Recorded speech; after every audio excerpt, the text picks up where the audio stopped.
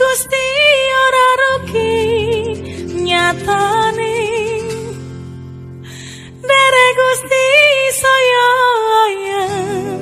atine, mulane Gusti Yesus tak puji ing selawase.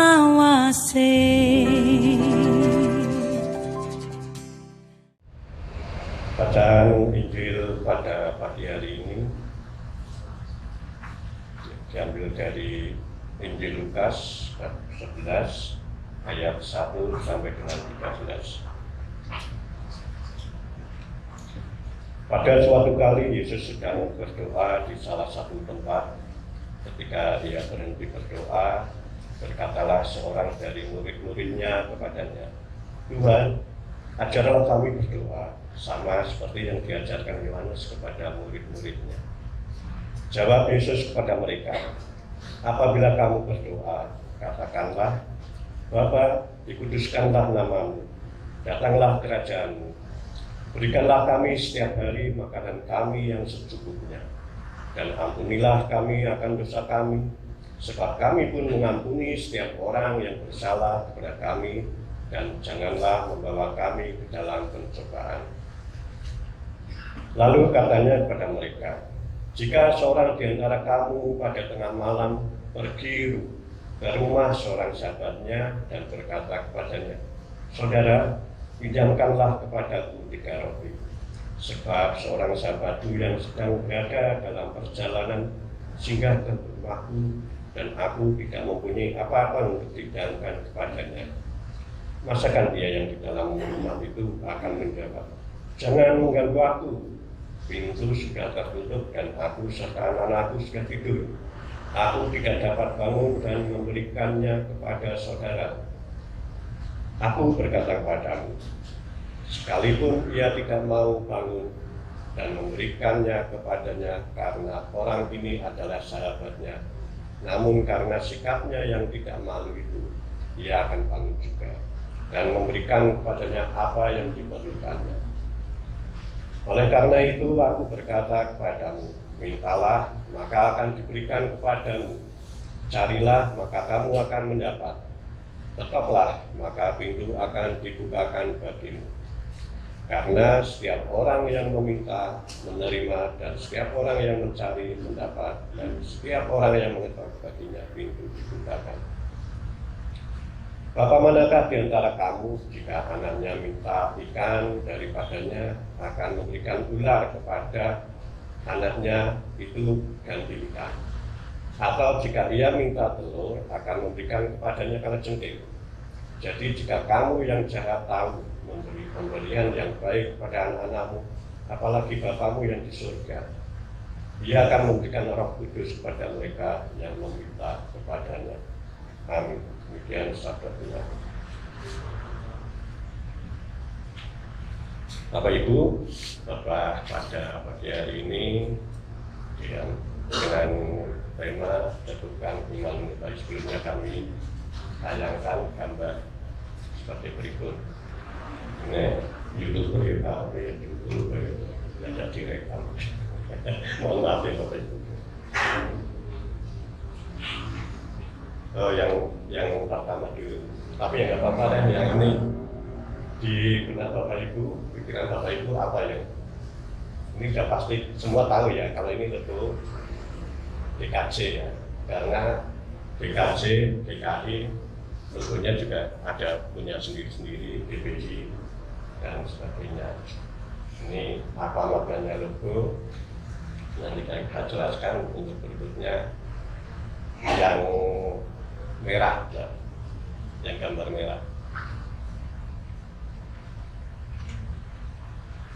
Nah, ini kalau YouTube ecek-ecek kayak gini, apa-apa dilarikan kayak gitu.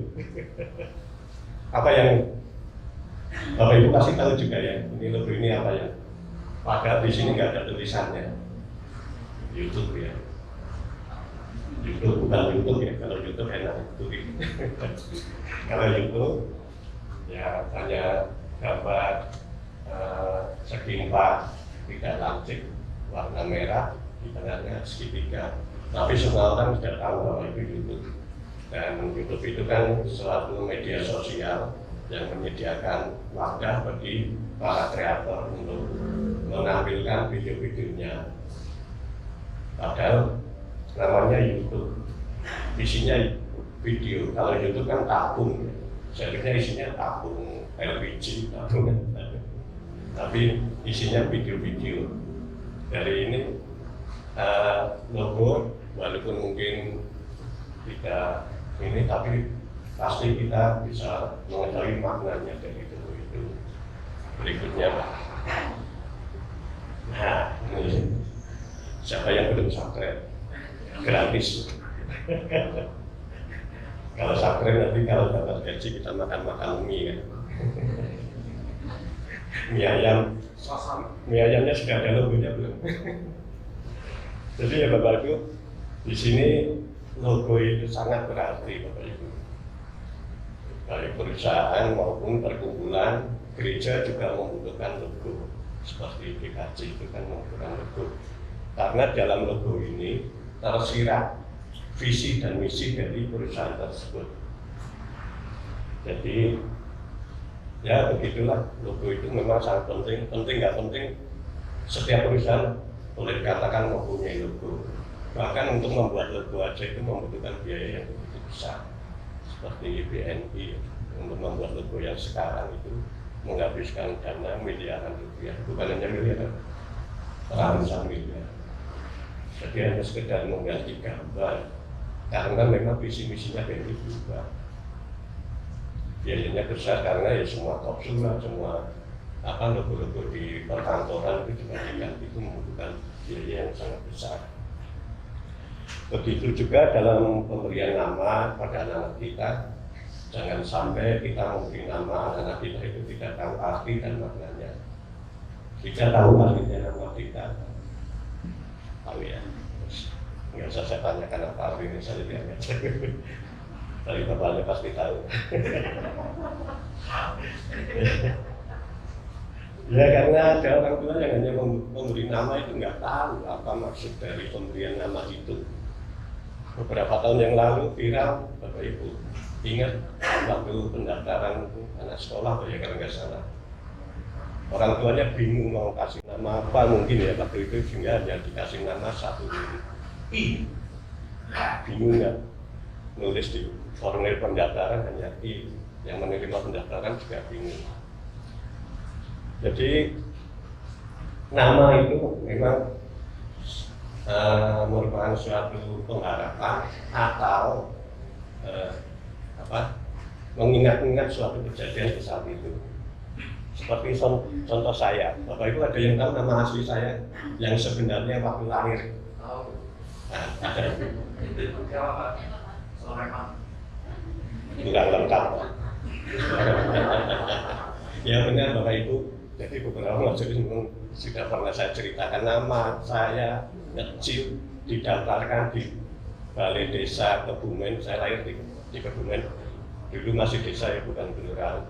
Di Balai Desa Kebumen itu terdaftar nama, saya juga lihat kalau formulirnya itu namanya kenal lahir itu Sulaiman Rianto. Keren kan? Lebih keren daripada Rianto Aldo. Ini saya tahu waktu SD artinya Sulaiman apa, Rianto apa. Itu Sulaiman pemberian nama dari mbak saya. Mbak saya itu, yang saya cerita sedikit dulu ya sebelum masuk ke bapak. Mbak saya itu dulu punya surau. Surau itu ya di bawahnya langgar atau musola gitu ya, musola. Jadi surau itu tempat ibadah di rumah yang anggota jemaatnya ya keluarganya sendiri. Dan Mbak saya itu punya surau.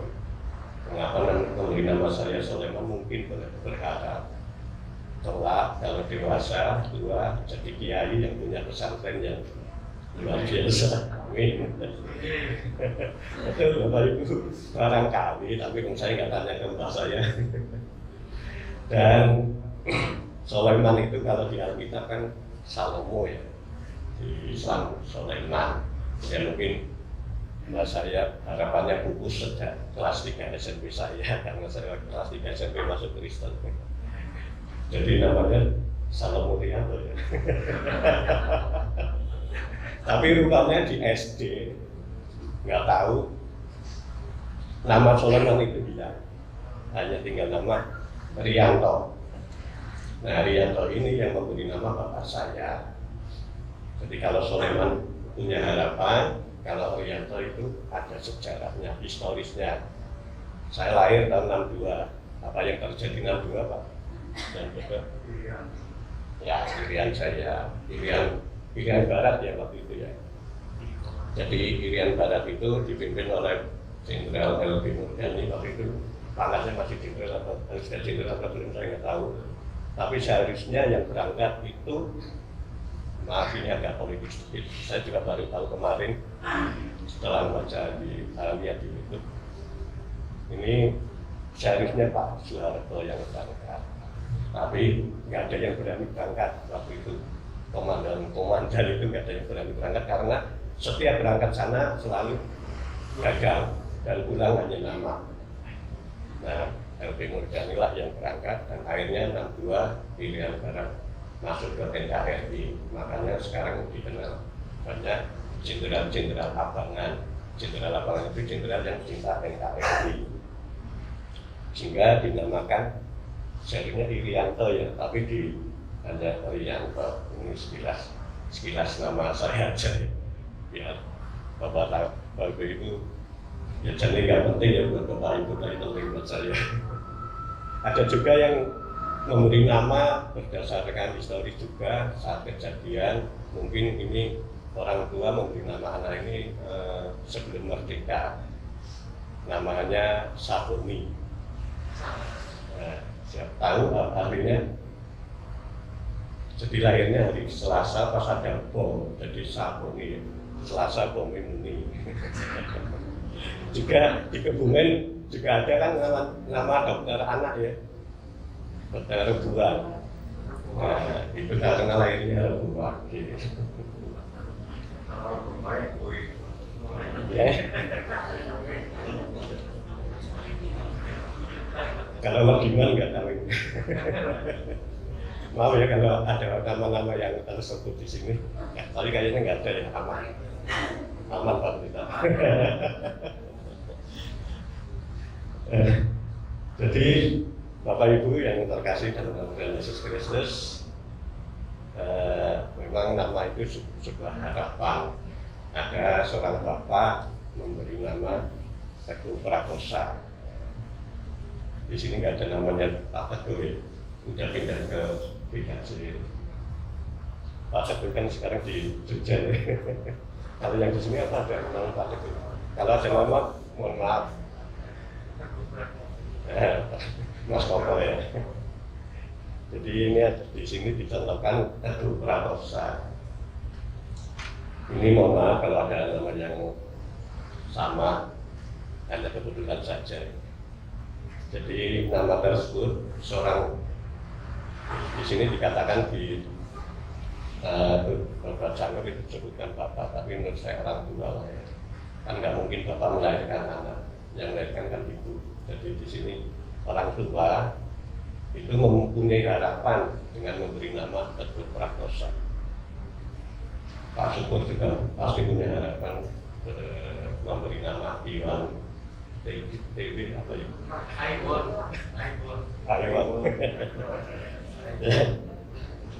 Jadi orang tua ini mempunyai harapan anaknya itu menjadi teguh, kuat di dalam iman, di dalam goyah, meskipun dalam hidup menghadapi banyak pergumulan. Oleh karenanya sejak kecil sudah dibaptiskan,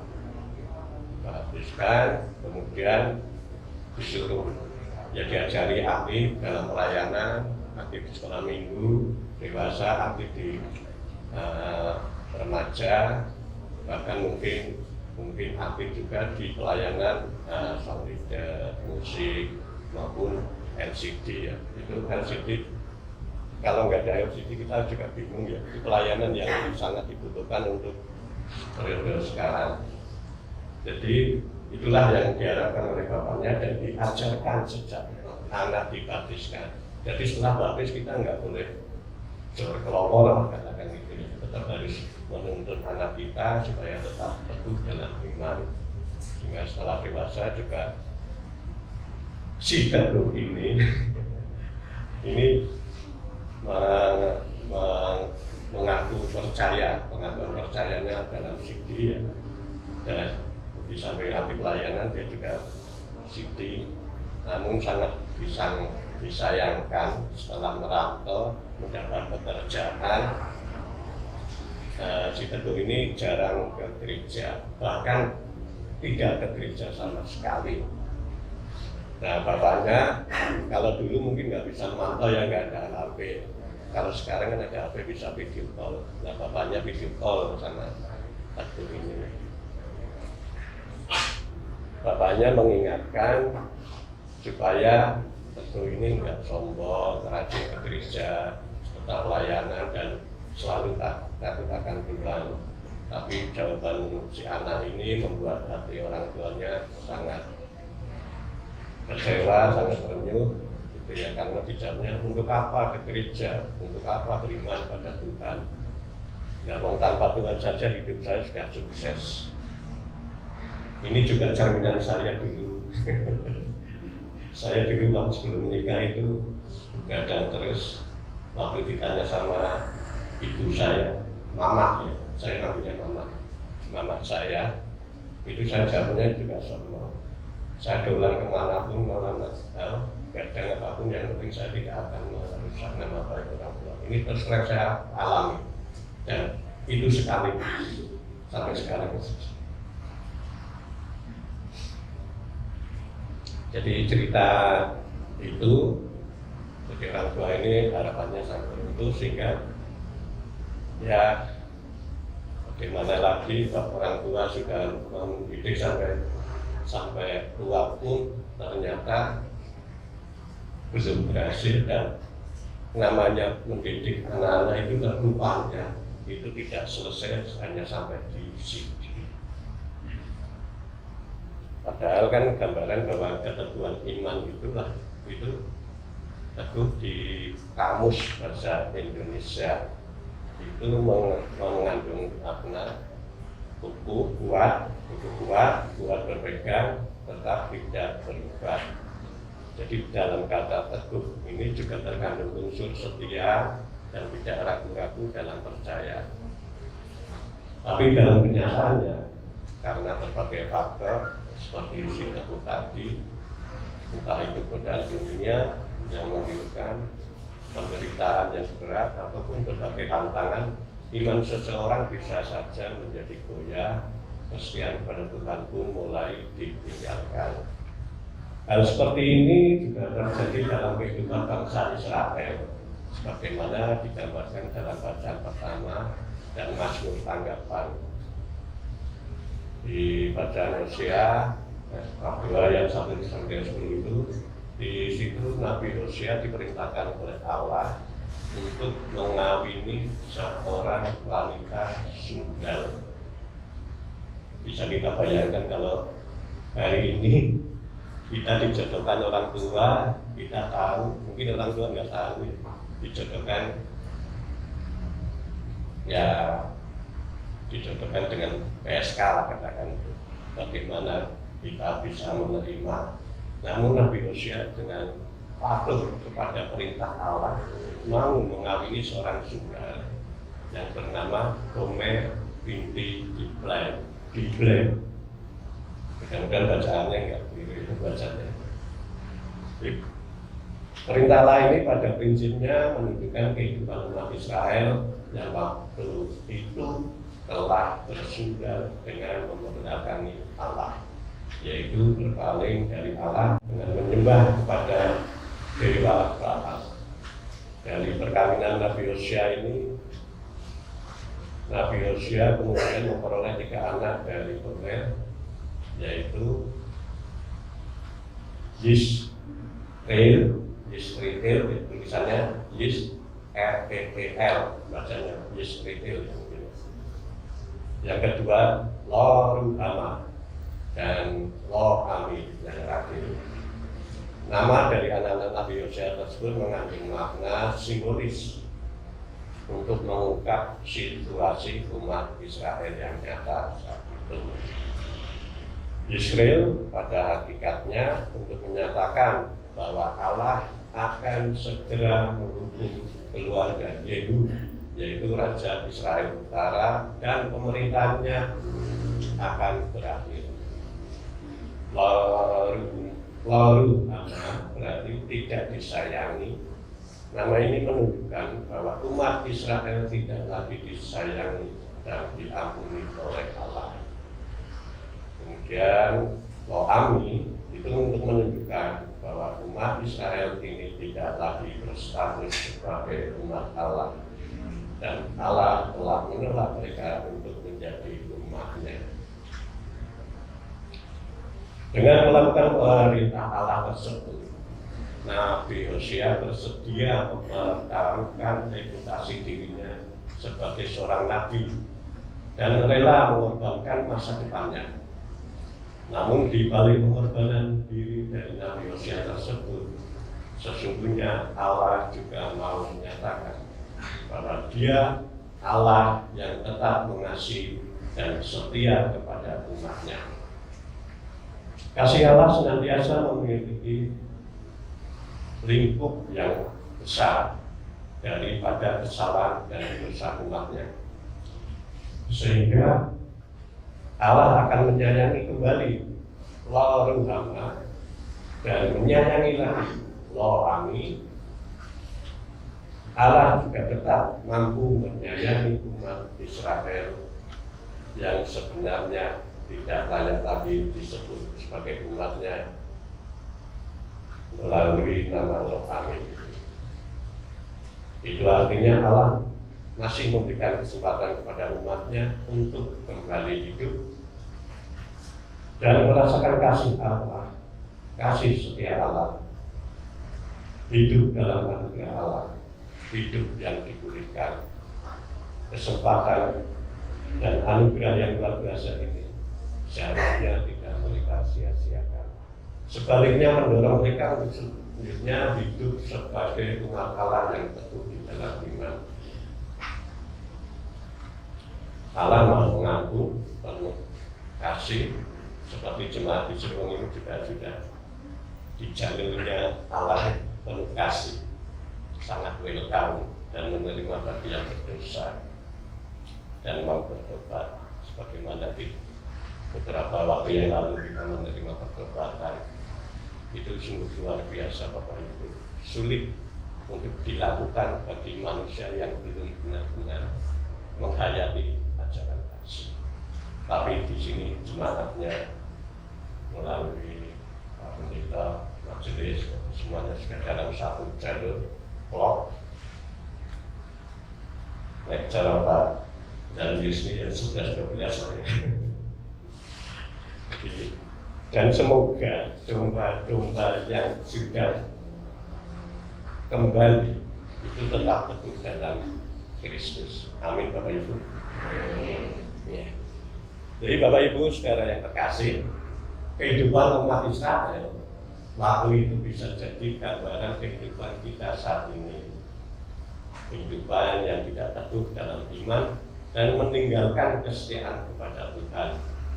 Apa penyebabnya? Biasanya karena kita meragukan kasih dan kuasa Tuhan. Ketika doa-doa lama belum dikabulkan, orang menjadi ragu-ragu dan tidak sabar, lalu mencari pertolongan lain di luar Tuhan. Bahkan ketika keinginan dan harapan tidak terwujud, orang lalu berpikir bahwa Tuhan tidak lagi mengasihi. Tuhan Yesus melalui Injil Lukas 11 ayat 1-13 tadi mengajarkan kepada para murid agar teguh di dalam iman. Karena Tuhan Allah sungguh-sungguh Allah yang Maha Kasih dan bisa diandalkan. Berawal dari permintaan para murid, Tuhan ajarlah kami berdoa. Maka Yesus pun mengajarkan doa yang kita kenal dengan doa Bapa kami. Di dalam doa tersebut Allah dinyatakan sebagai seorang Bapa yang itu mengasihi dan peduli kepada anak-anaknya. Kasih dan kepedulian Bapa ini digambarkan dengan perumpamaan yang sederhana tentang seorang sahabat yang datang minta tolong di malam hari kepada sahabat. Seorang sahabat minta tolong pada sahabatnya, si Adam, si Bilan. Sementara si pemilik rumah, tuan rumah sudah mau tidur, anak-anaknya sudah tidur. Dini hari lah, sekitar jam 2 pas nih. Dan pagi selesai ngumpet mau tidur terus diduga itu asalnya ngumpet gitu. Tapi karena yang meminta ini sahabat, maka walaupun dengan gerumbel si sahabat ini tetap mau membukakan pintu. Dari perumpamaan si sahabat ini diberikan bukan untuk menunjukkan bahwa Bapa di surga sering terganggu dengan permintaan kita dan kadang terpaksa mengabulkan doa kita, itu bukan. Perumpamaan ini justru mengajak kita untuk melihat bahwa jika manusia yang jahat saja bisa memberikan pertolongan jika ada teman yang memerlukan, apalagi Bapa di surga yang Maha Kasih. Dia tentu tidak akan menutup mata dan mengabaikan begitu saja permohonan yang kita naikkan kepadanya. Selanjutnya di Lukas 11 ayat 11 Tuhan Yesus berkata, Bapa manakah di antara kamu jika anaknya minta ikan daripadanya akan memberikan ular kepada anaknya itu kan ganti ikan, atau jika ia minta telur akan memberikan padanya kalajengking. Jadi jika kamu yang jahat tahu memberi pemberian yang baik pada anak-anakmu, apalagi Bapamu yang di surga, Dia akan memberikan Roh Kudus kepada mereka yang meminta kepadanya. Gambaran Allah sebagai Bapa yang disaksikan oleh Tuhan Yesus adalah pribadi ilahi yang aktif, peduli dan penuh kasih, serta tahu memberikan yang terbaik kepada manusia yang meminta kepadanya. Allah tidak mungkin memberikan yang buruk dan mencelakakan anak-anaknya, walaupun anak-anaknya itu sering berpaling dan memberontak kepadanya. Apa yang disampaikan oleh Tuhan Yesus itu seharusnya semakin menentukan iman para murid, sehingga mereka tidak meragukan kasih setia Tuhan. Sebaliknya semakin percaya dan setia dalam beriman. Bagaimana dengan kita? Dalam kehidupan kita sebagai orang percaya, kita memang mengalami bahwa tidak semua harapan terwujud sesuai keinginan kita. Kadang pun kita mengalami bahwa ketika berada dalam masalah yang berat, dalam keadaan sakit, atau mengalami kesulitan tertentu, kita sudah berdoa, namun seolah Tuhan diam dan tidak mau menolong kita. Janganlah kita menyerah, apalagi sampai berpaling dari Allah. Tetap teguhkan iman, sebab Tuhan Allah yang Maha Kasih tidak pernah meninggalkan dan meninggalkan kita. Tuhan Allah yang Maha Kasih tidak pernah meninggalkan dan meninggalkan kita, jadi jangan ragukan kasih dan kuasa-Nya. Sebab dengan kasih dan kuasa-Nya, Tuhan sanggup bekerja dan bertindak untuk menolong kita dan memberikan yang terbaik bagi kita. Agar iman kita tetap teguh, mari selalu hidup dekat dengan Tuhan. Doa jangan pernah ditinggalkan. Karena berdoa kita bersyukur, tidak perlu beli pulsa atau kuota, langsung saja, langsung klik pada Tuhan. Jadi walaupun HP-nya sedang lowbat, tidak ada kuota, kita berdoa tetap sampai kepada Tuhan. Karena doa itu gratis, seperti saya juga gratis. Jadi doa itu sangat menentukan serta menguatkan kita. Dan berdoalah bersungguh-sungguh, bukan sekedar rutinitas. Kita mesti paham apa yang kita sampaikan dalam doa. Seringkali karena rutinitas dalam doa kita mohon ampunan dosa, tapi kita tidak tahu dan bahkan mungkin tidak mau tahu dosa kita ini sebenarnya apa. Sehingga hanya, ya Tuhan ampunilah dosa-dosa kami. Setelah itu tidur, nggak merenungkan apa yang kita doa, kita angkat dalam doa. Jadi ya itulah sehingga doa-doa kita seringkali tidak terwujud, tidak dikabulkan. Tapi percayalah, Tuhan akan mengabulkan waktu yang terbaik untuk kita. Jadi waktu terbaik kita bukan belum tentu terbaik dari kawan. Jadi mungkin saja kita diberi kenaikan pangkat sekarang. Sementara kita diberi pangkat, teman kita diberi pangkat sekarang, kita belum. Barangkali kalau kita yang diberi pangkat, kenaikan pangkat sekarang, kita akan menjauh dari Tuhan. Jadi Tuhan tahu kapan kita akan diberi pangkat yang sama dengan teman-teman yang lain. Jadi ya memang mudah sih diucapkan ya, tapi sulit dilakukan. Namun saya yakin jika kita mau berusaha pasti bisa. Semoga Tuhan menolong kita dalam setiap keadaan kita tetap setia dan tetap beriman. Amin.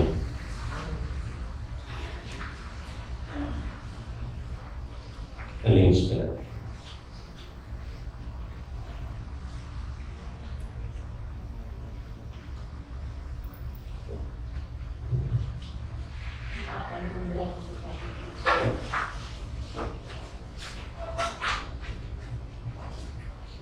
Kita bersama dan gereja Tuhan yang senantiasa disukainya.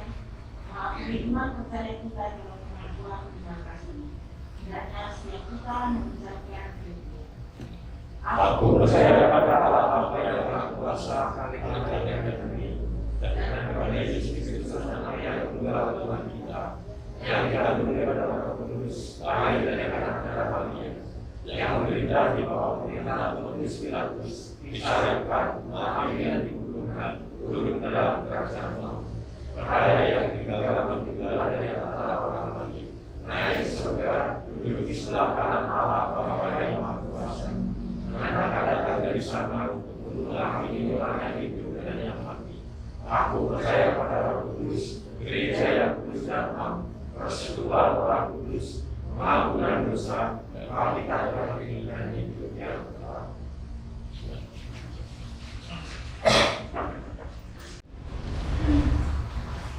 Mari kita angkat doa sahabat. Ya Bapa, terima kasih Engkau telah mengingatkan kembali kepada kami untuk senantiasa kuat dan teguh dalam iman. Terus bersukacita dalam pelayanan, baik pelayanan gerejawi maupun pelayanan kepada masyarakat. Ada sebagian jemaatmu yang saat ini masih dan sedang melayani di lingkungannya, baik di RT/RW maupun di instansi pemerintah maupun swasta. Kami berdoa kiranya kasih-Mu selalu bersinar pada pelayanan saudara-saudara kami tersebut. Kami berdoa untuk pimpinan kami baik di desa, kota maupun di pusat ya Bapak. Kasih-Nya negeri kami yang masih terus-menerus menghadapi permasalahan, terutama di saat krisis global yang sudah terjadi. Semoga negeri ini di bawah kepemimpinan Bapak Jokowi dan para menteri kabinetnya memampukan untuk mengatasi dan peperangan Rusia Ukraina segera disudahi agar krisis ini tidak memperburuk kondisi dunia, terkhususnya Indonesia. Bapak, kami berdoa untuk anak-anak kami yang sudah memulai studi tahap muka. Berharap pandemi yang belum benar-benar tuntas ini tidak menjadikan studi tatap muka terhenti dan anak-anak didik serta kurikulum tetap mematuhi protokol kesehatan, tetap menggunakan masker dan mencuci tangan. Bapak, kami berdoa untuk para kesembuhan kami yang karena kondisinya tidak dapat beribadah di gereja. Kasihlah mereka ya Bapak, hiburlah mereka dan berilah kekuatan serta cita-cita dalam kasih-Mu. sehingga di usia dewasanya tetap menjadi berkah. Kami juga berdoa untuk jemaatmu di sini yang selalu sukacita dalam berjemaah dan pelayanan. Semoga tetap seperti ini, bahkan dapat ditingkatkan, sehingga kasih-Mu senantiasa dimuliakan, kerajaan-Mu makin luas dan makin banyak masyarakat yang memilih jalan keselamatan yang hanya ada pada Tuhan Yesus yang adil. Bapa, kami berdoa dan mohon kepadamu, karena saat ini pemajelisan masih kekurangan personil pelayanan di Bapak. Masih ada kelompok kecil kami yang belum ada majelisnya atau belum terwakili. Alhamdulillah ya Bapak, melalui penjaringan majelis ini. Kami juga berdoa dan memohon kepadamu Bapak. Kami rindu beribadah di gedung gereja yang lebih luas, lebih nyaman, dan di mana saat ini panitia renovasi dan majelis terus bahu-membahu kerja keras mewujudkan itu. Semua itu karena kasih-Mu yang menyertainya, sehingga sedikit demi sedikit bangunan ini mulai bertumbuh. Kami tetap menyandarkan kepada kasih-Mu untuk mencukupkan pendanaannya, dan tangan kasih-Mu tidak akan tinggal diam untuk mencukupinya melalui kuasa-Mu. Kami sangat berharap ya Bapak, Natal nanti new gereja ini sudah dapat kami pakai untuk menyambut dan memperingati hari kelahiran Tuhan Yesus Kristus 2022 tahun yang lalu. Sungguh mulia kasih-Mu ya Bapak. Bapak di surga, seringkali kami berbuat dosa, seringkali melupakan, seringkali kami berbohong, seringkali kami mengandalkan kekuatan kami semata. Semua itu banyak yang kami lakukan dengan kesadaran, bahkan dengan kesombongan. Tapi kami sebenarnya lemah untuk ini ya Bapak. Ampunilah kami, dan janganlah Kau lepaskan tangan-Mu dari kami. Ajarilah kami untuk mampu saling mengasihi sama kami, dan semoga kami Kau mampukan untuk tidak mengulang-ulang dosa kami. Sebentar nanti kami akan undur dari tempat ibadah ini. Bapa, berkatilah perjalanan pulang kami, agar sampai rumah dengan selamat dan bersukacita. Karena Engkau yang punya kerajaan, kuasa dan kemuliaan sampai selama-lamanya. Amin. Yesus, tak puji ing selawase.